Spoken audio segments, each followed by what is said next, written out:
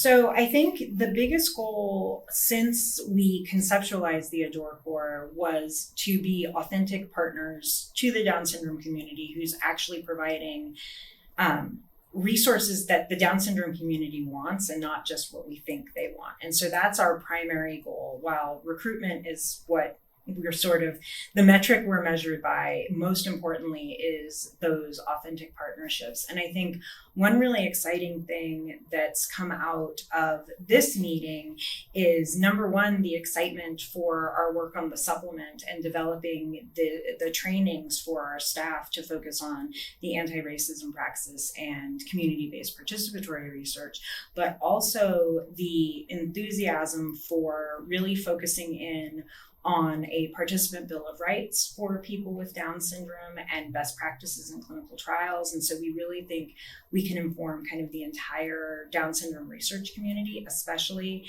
as these new Alzheimer's disease drugs come online, and people with Down syndrome, there's been no clinical trials with people with Down syndrome. And so making sure that those trials are done in a way that benefits the participants and the community and doesn't just enrich any one group has been something that's generated a lot of conversation here.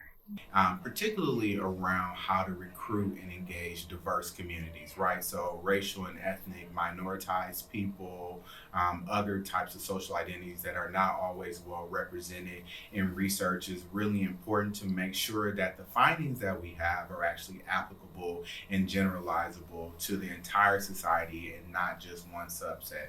And so being able to do that means that you have to have a subset of skills and knowledge to be able to effectively engage those communities, but also to make sure that the communities feel comfortable and confident in their ability to actually partner with you or to participate in your research studies.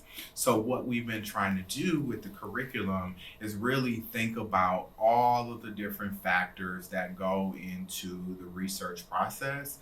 So whether that's actually doing the research, asking the questions, recruitment, for example, and then from there talking with researchers about how to essentially simplify those processes and that information in a way that makes it easier for community members to understand it and then also engage in that work as well.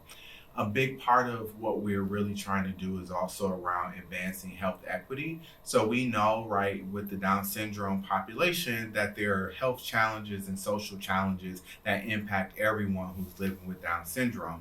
But within that population, there are people who are Black or maybe who are LGBT or who are low income or other types of minorities, if you will, within society. And so they're going to have these additional challenges, additional questions, additional needs that are not going to be addressed if we don't understand what they are. So being able to figure out how to reach these populations and these groups of individuals and communities, how to talk with them, how to co-create with them, because a lot of it is really around sharing power, right? So as researchers, we often, know how to do the research. We're used to kind of working on our own, being in charge and having all the power. But if you really want to ensure that people who you want to research are a part of the entire process, that means sharing power, which is difficult if you've never done that before.